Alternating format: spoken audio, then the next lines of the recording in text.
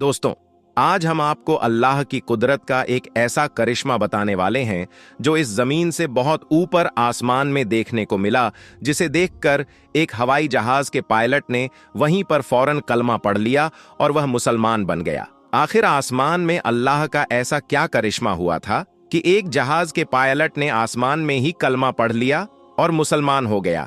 यह जानने के लिए आप इस वीडियो को आखिर तक जरूर देखें। दोस्तों, इस दुनिया में दो तरह के लोग होते हैं।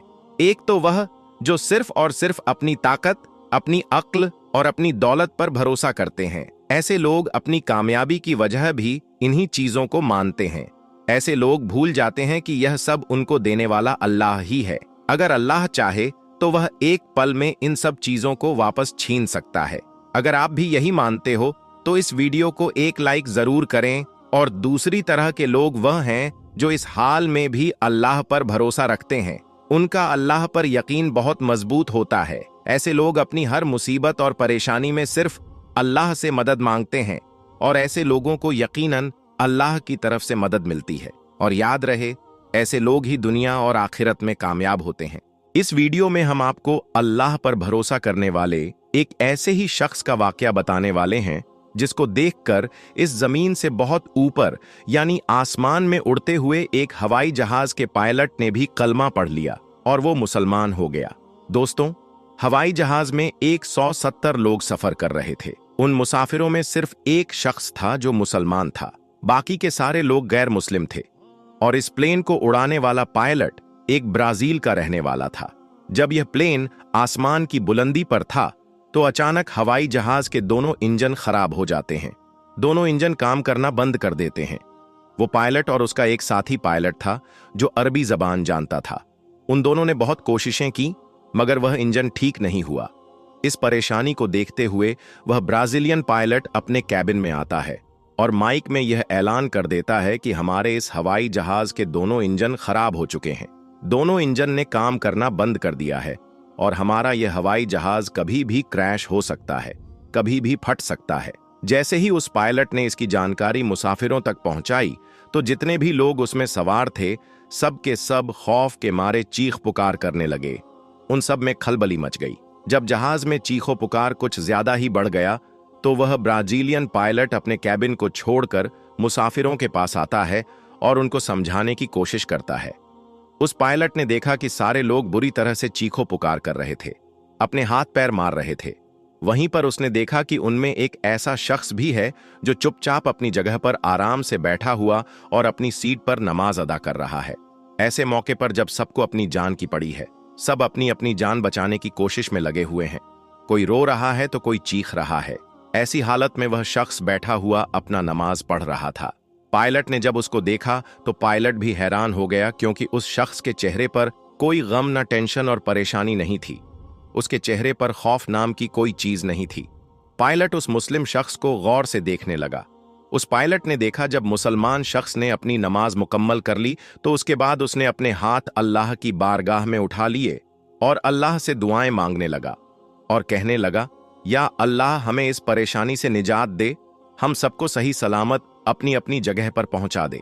यह सुनकर वह पायलट और भी ज्यादा हैरान हो गया और सोचने लगा कि इस शख्स को अपने खुदा पर कितना यकीन है, क्योंकि उस पायलट का यह सोचना था जब दोनों इंजन ही खराब हो चुके हैं तो हमें इस आसमान में भला कौन बचा सकता है। थोड़ी देर बाद हम सब लोग मारे जाएंगे।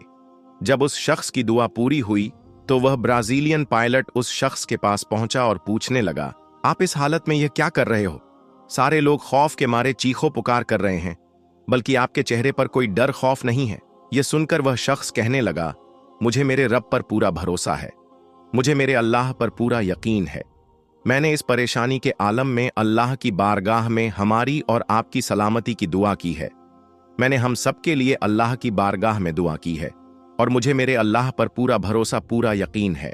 हमें कुछ भी नहीं होगा, हम सब अपनी अपनी जगह पर बिल्कुल सही सलामत पहुंच जाएंगे।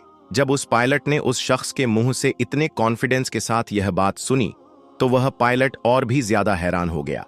मगर इतनी अच्छी बात सुनकर उसके दिल ही दिल में सुकून भी पहुंचा।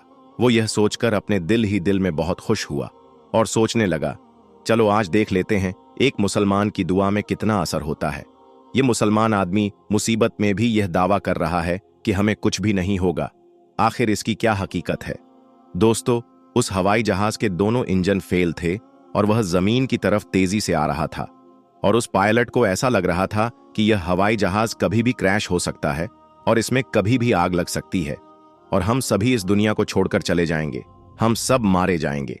लेकिन उस मुसलमान की कही हुई बात उस पायलट को बार बार याद आ रही थी कि हमें कुछ भी नहीं होगा। इसीलिए वह इसके इंतजार में भी था। जब वह जहाज जमीन की तरफ तेजी से आ रहा था तो अचानक पायलट ने देखा कि उनमें से एक इंजन ने काम करना शुरू कर दिया है। सबने देखा, यह तो अल्लाह का बहुत बड़ा करिश्मा हो गया। उस मुस्लिम शख्स की दुआ का ऐसा असर दिखा कि जहां कुछ देर पहले सब लोग चीखों पुकार कर रहे थे, वहीं पर अब सब लोगों के चेहरे पर मुस्कान आ गई। फिर वह जहाज बड़ी ही आसानी के साथ उतरता हुआ रनवे पर लैंड कर गया और सब लोग उसी के साथ उस जहाज से बाहर निकल गए। इस बात को देखकर वो पायलट इतना ज्यादा मुतासिर हुआ कि उसने कलमा पढ़ने का फैसला कर लिया। उसके बाद जब वह हवाई जहाज उड़ान भरकर सऊदी अरब के ताबू के ऊपर से उड़ रहा था तो अचानक से वह जो दूसरा पायलट था, जो अरबी जबान जानता था और उस पूरी घटना की जानकारी देते हुए कहा कि मेरा एक साथी है जो कि ब्राजीलियन है, वह इस्लाम से इतना ज्यादा मुतासिर हुआ है कि वह यहीं आसमान की बुलंदी पर ही कलमा पढ़कर मुसलमान होना चाहता है। फिर उसके बाद उस अरबी जबान वाले ने उसी जहाज में माइक पर अपने साथी को कलमा पढ़ाया और वहीं पर दोनों ने कलमा पढ़ा और मुसलमान हो गए। दोस्तों, ये वाकया सच्चा है या नहीं, ये हम नहीं जानते। अगर ऐसा हुआ है तो ये सच में अल्लाह का बहुत ही बड़ा करिश्मा है कि अल्लाह जब चाहे जिसको चाहे अपनी करम नवाजी से नवाज देता है और ईमान की दौलत से मालामाल कर देता है। मगर यह भी याद रखें कि अगर दुनिया में सबसे ज्यादा किसी मजहब की बुराई होती है तो वह इस्लाम है। यह इस्लाम के खिलाफ बहुत बड़ी साजिश रची जा रही है। हमारे खिलाफ लोग साजिश कर रहे हैं, लेकिन इस्लाम को जितना दबाया जाएगा वह उतना ही उभरता जाएगा। दोस्तों, अल्लाह ताला से दुआ है कि अल्लाह ताला उम्मत मोहम्मदी सल्लल्लाहु अलैहि वसल्लम को अपना खोया हुआ वकार वापस अता करें। आमीन, अल्लाह हुम्मा आमीन। दोस्तों, खाना काबा को अल्लाह का घर यानी बैतुल्लाह के नाम से भी जाना जाता है और ये जगह इंसान के लिए इंतहाई ताजीम और तकरीम का हामिल है। और काबा शरीफ एक ऐसी जगह है जिसके ऊपर से आज तक कोई भी परिंदा नहीं गुजरा है और दुनिया भर के किसी भी एयरलाइंस का कोई भी जहाज आज तक काबा शरीफ के ऊपर से नहीं गुजर पाया है। कुदरती तौर पर अल्लाह ताला ने काबा शरीफ की डायरेक्शन ही ऐसी रखी है कि कभी भी चांद और सूरज भी काबा शरीफ के ऊपर से नहीं गुजर पाए हैं। आखिर ऐसी क्या वजह है कि जिसकी वजह से काबा शरीफ के ऊपर से कोई भी जहाज या परिंदा नहीं गुजर पाता है, और अगर कभी कोई गुजरने की कोशिश भी करता है तो उसको कोई या तो कुदरती तौर पर वहां से धकेल दिया जाता है या फिर वो जलकर तबाह बर्बाद हो जाता है। अल्लाह ताला ने काबा शरीफ में ऐसी क्या खास बात रखी है जिसकी वजह से काबा के ऊपर से कोई भी जहाज या परिंदा नहीं गुजर सकता है? आज की इस वीडियो में हम आपको इसी के बारे में जानकारी देने वाले हैं और साथ ही हम आपको ये भी बताने वाले हैं कि एक बार जब किसी हवाई जहाज ने काबा शरीफ के ऊपर से गुजरने की कोशिश की तो उस जहाज के साथ में क्या हुआ, इसके बारे में जानकर आप भी हैरान रह जाओगे। इसलिए आज का ये वीडियो आप सभी के लिए बहुत खास है। आप इसको आखिर तक जरूर देखें और सबसे पहले अगर आपको भी काबा शरीफ से मोहब्बत है तो आप इस वीडियो को दिल से एक लायक जरूर करें और इस वीडियो को शेयर भी कर दें ताकि और लोगों को भी ये मालूम हो सके। तो चलिए दोस्तों शुरू करते हैं। दोस्तों, इस्लाम में मक्का और मदीना को जन्नत का दरवाजा माना गया है, इसलिए हर मुसलमान अपनी जिंदगी में एक बार मक्का और मदीना जाने की ख्वाहिश जरूर रखता है और काबा शरीफ का तवाफ करना चाहता है, क्योंकि ये वही जगह है जहां पर हज मुकम्मल किया जाता है। मगर हैरानी की बात यह है कि पिछले कुछ दिनों से सोशल मीडिया पर एक पोस्ट बड़ी तेजी के साथ में वायरल हो रही है, जिसमें यह बताया जा रहा है कि काबा शरीफ के ऊपर से दुनिया का कोई भी जहाज या कोई भी परिंदा नहीं गुजर सकता है, और अगर कभी कोई परिंदा या जहाज काबा शरीफ के ऊपर से गुजरने की कोशिश भी करता है तो उसको या तो कुदरती तौर पर वहां से धकेल दिया जाता है या फिर वो जलकर तबाह बर्बाद हो जाता है। मगर दोस्तों, इस पोस्ट को लेकर कुछ लोगों का कहना है कि ये सरासर गलत और झूठ है। काबा के ऊपर से जहाज भी गुजरता है और परिंदे भी काबे के ऊपर से उड़कर गुजरते हैं, तो इससे कुछ लोग इस पोस्ट को गलत बता रहे हैं। मगर हम आपको बता देते हैं कि ये पोस्ट झूठ और गलत नहीं है, बल्कि ये पोस्ट बिल्कुल सच है।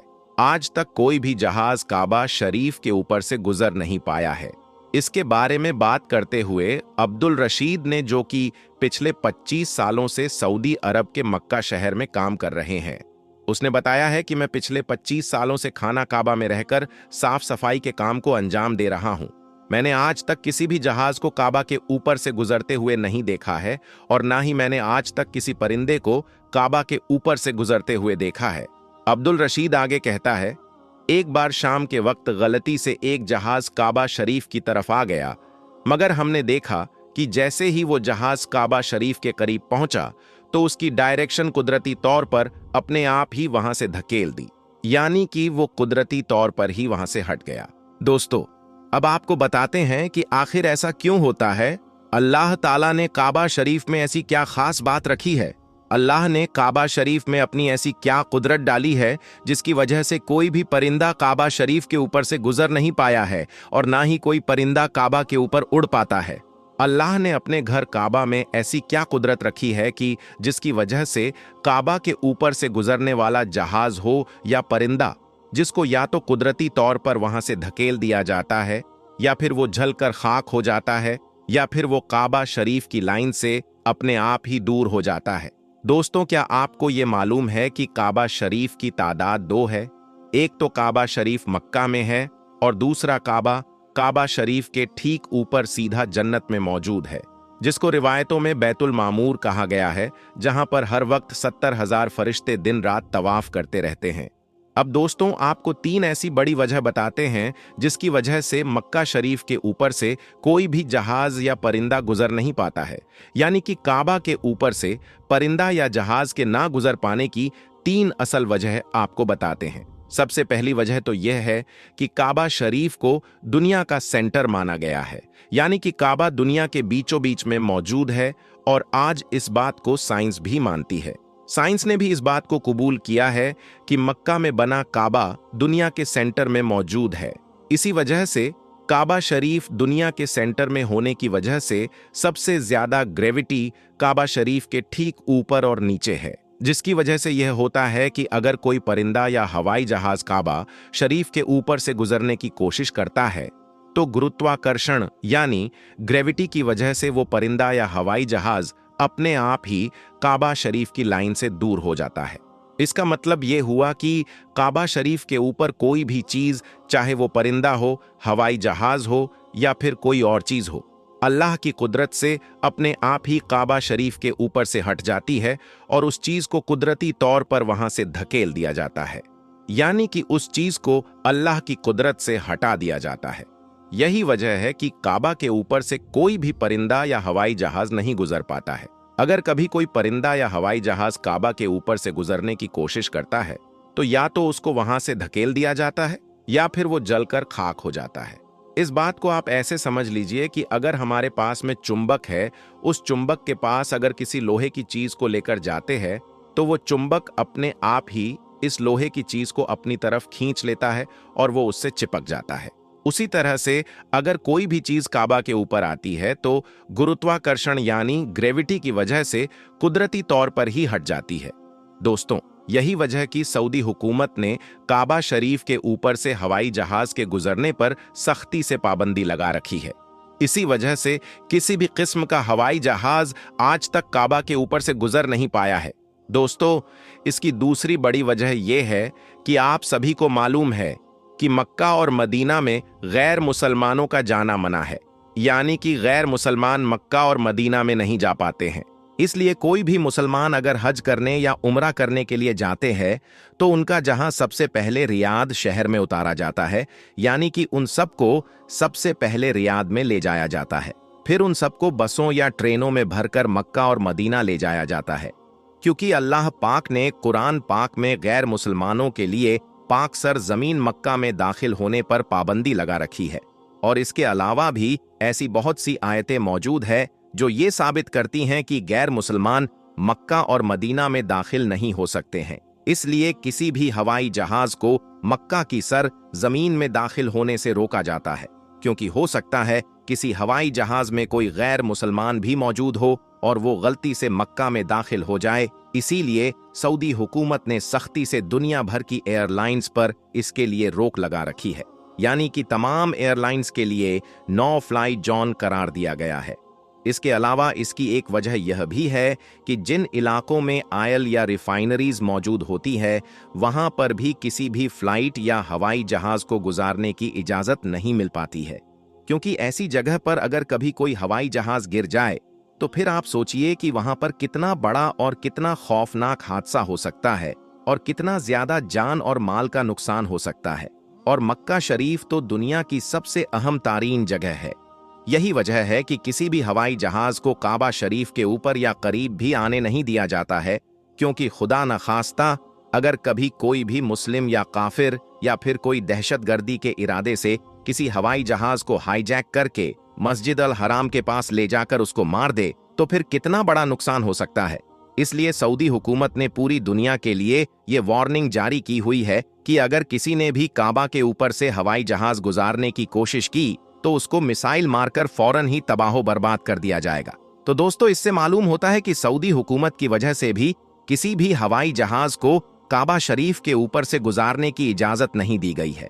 अगर हकीकी तौर पर देखा जाए तो काबा शरीफ सबसे पाक और मुकद्दस जगह है और यहाँ पर आकर दुनिया का हर मुसलमान अल्लाह की इबादत में मशगूल हो जाता है। ऐसे में अगर हवाई जहाज वहां से गुजरने लग जाए तो मुसलमानों की इबादत में खलल पैदा होने लग जाएगा।